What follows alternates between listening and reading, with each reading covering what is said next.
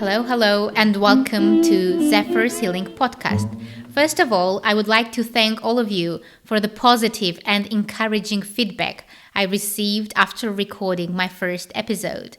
What is important is the information that I provide on well-being and health might help some people to look at this topic slightly from a different angle and perhaps give you some tips and ideas how to approach your health and how to sort out certain problems. What is important to remember is there is a deep connection between our mind, body, and soul, and that the connection between those three factors should be taken into consideration when dealing with our health and well-being. As the Latin saying goes, mens sana in corpore sano. As promised in the previous episode, I'm going to talk about allergy today.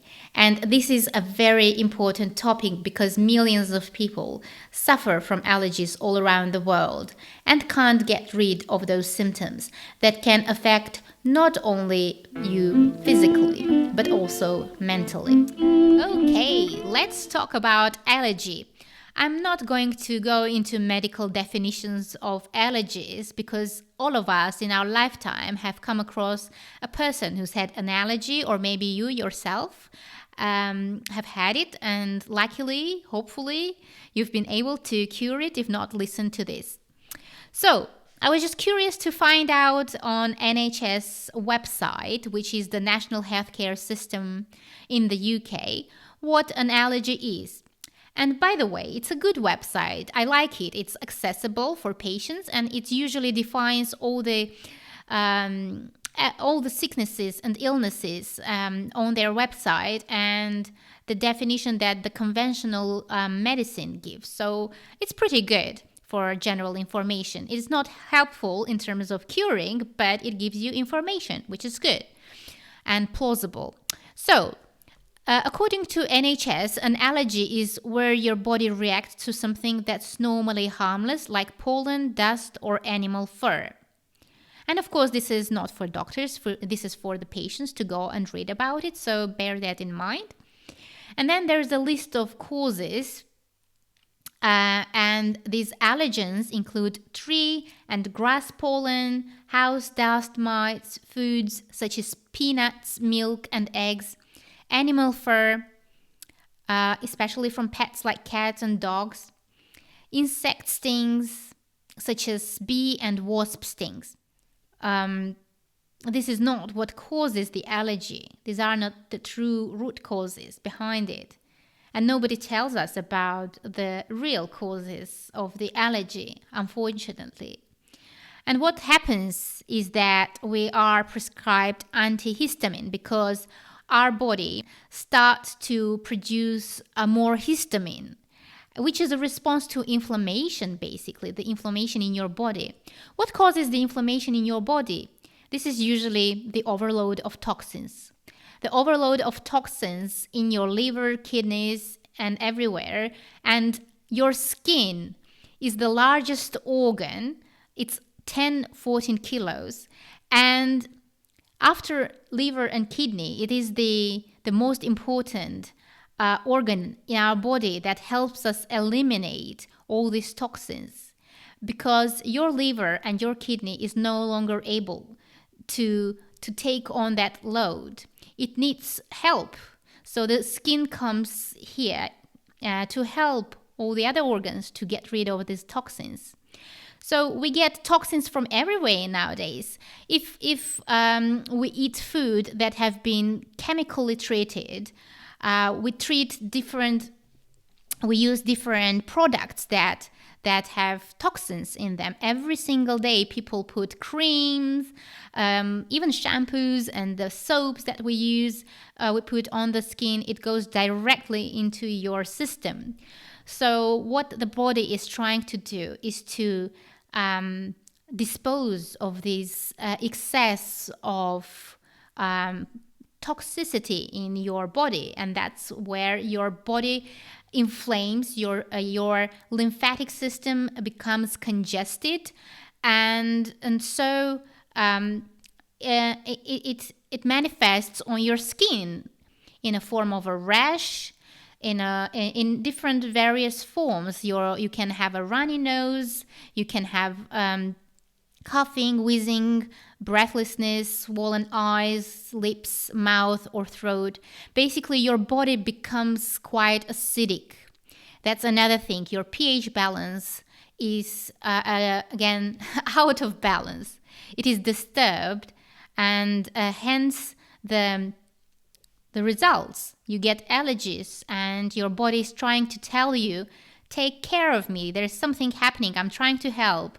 Now listen to me and try to help me too. So these are just signs and symptoms to tell you that you need to pay attention to what's happening. So what happens usually? They prescribe you antihistamine. And as I said in my previous episode, most of the medication that we receive nowadays, they just block the function. They're called inhibitors. They just inhibit the function. So in this case, they just inhibit the production of histamine, the excess production of histamine, but it doesn't solve the problem. So when you take the medication, yes, it helps, it alleviates. When you stop the medication, it comes back. I was a student in the UK, and I remember I wanted to make a borscht, and for that I bought beef. And at the time I was living on a campus, and therefore we only had one Tesco's at the time, and also I was a student, so I couldn't buy the organic meat, and I even didn't know that there's a difference between organic and non-organic, because I lived in Armenia, where at the time meat was always organic. So for me, meat was just simply meat. So I got the beef for the borscht. However, it was such a terrible experience, because when I put the meat in my mouth, I just felt it's not meat. It was so strange for me that I was so much disgusted that my body just had a aversion. And I at the time I didn't realize. I didn't really eat. I threw away the meat, but I had that experience. So my body remembered that. And since that period, I started having allergies, itchy rash skin, which started on my hands. And I was really suffering because, as I said earlier, it's not only physical, it can become also psychological when you constantly feel this itchiness on your body and you don't know what to do. It's becoming worse and worse. And of course, I went to the doctors here in the UK. I went to Armenia. They prescribed all sorts of antihistamine medication that I was taking. It was helping, but I didn't want to take, even at the time. I didn't want to take it all my life. So I tried different diets. I tried simple diets like rice, potato, etc. But I remember as soon as I had any sorts of meat, my body would react. It would become even worse. So I just didn't know why. But of course, now I know why. And for a year, I suffered for a year. It was excruciating, and it was spreading all over my body. And when it came almost to my face, I said, that's enough. I can't let this, defeat me. So eventually, with the help of my parents, we found an alternative naturopath, and he was actually a Ukrainian guy. He was called Stas, and bless him, I went to him and he took my hand and he measured my pulse. And at the time, I thought he was, I don't know, doing some kind of magic. How can anyone diagnose you by just taking your hand and feeling your pulse? And it's normal. There is a way of identifying certain disease because our whole body is microcosm. It's just reflects what's happening inside. So basically, he said that I needed to cleanse my gut because of my leaky gut, and because, probably I needed to clear up my digestive system. That's all he said. And I can't remember exactly what he prescribed. I remember not many things. I remember the cleansing tea. That it was a Chinese cleansing tea, lecithin and something else.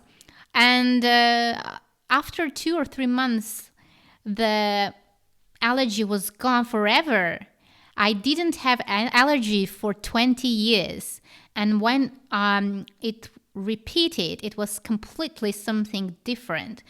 It was completely a different allergy. And the second time it happened, it was from stress. I know for sure it was during the COVID period, everyone in lockdown and nobody knowing what's happening. And of course, the emotional stress, plus, again, the second time, the trigger was chemical.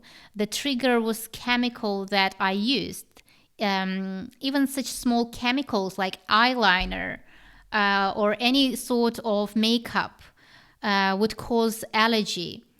And of course, this is a chemical and it's a triggering factor, but it's not the main reason. The first point of contact, of course, is the conventional medicine. I went to the NHS.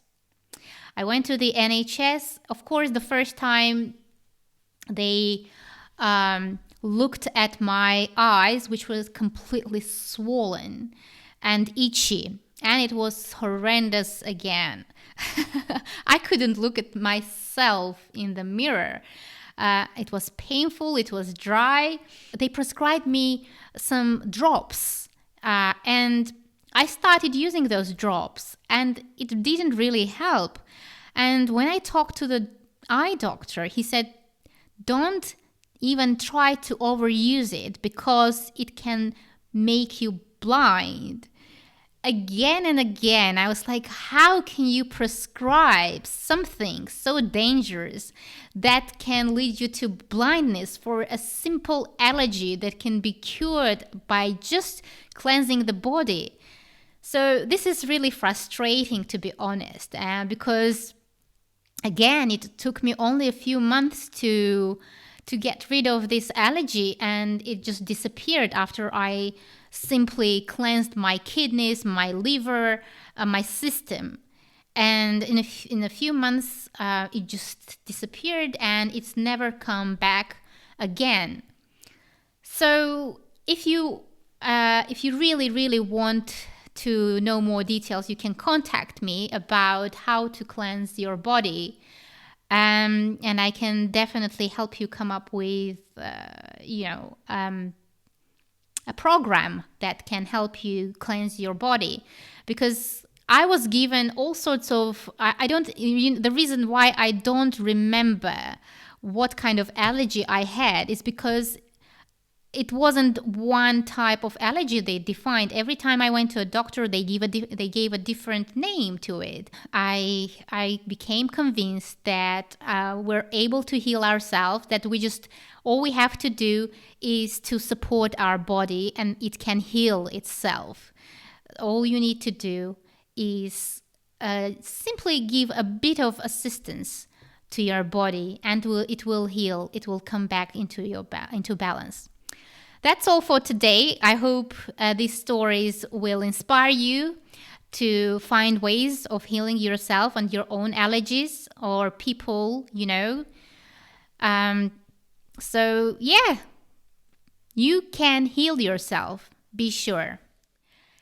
You've been listening to Zephyr's Healing Podcast. As I was talking about allergy, I realized that the next topic of our discussion should be the skin. It is such an important organ that reflects our health, our mental state, and well-being. So, keep tuned, and I'll see you soon.